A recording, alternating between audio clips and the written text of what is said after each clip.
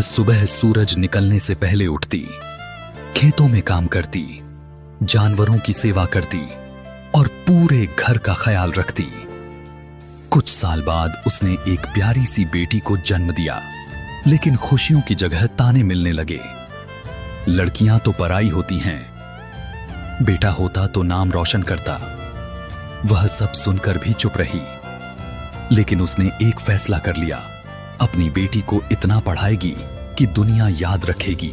वक्त बीतता गया, बेटी दिन रात पढ़ती रही। गांव वाले हंसते थे, लड़की होकर कलेक्टर बनेगी, लेकिन उसने किसी की नहीं सुनी। उसकी आंखों में सिर्फ एक सपना था, कलेक्टर बनकर मां का सिर ऊंचा करना। और फिर वो दिन आया, यूपीएससी का रिजल्ट आया। पूरा राज्य हैरान रह गया। उसने टॉप किया था।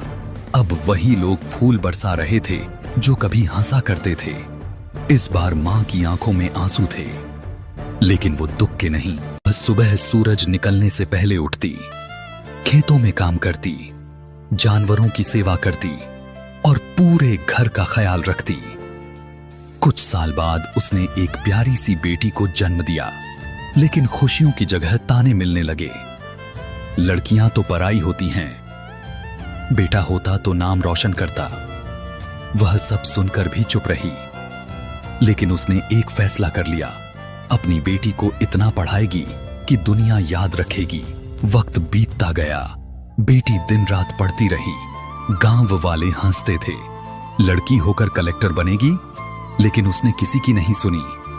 उसकी आंखों में सिर्फ एक सपना था, कलेक्टर बनकर मां का सिर ऊंचा करना। और फिर वो दिन आया, यूपीएससी का रिजल्ट आया। पूरा राज्य हैरान रह गया। उसने टॉप किया था।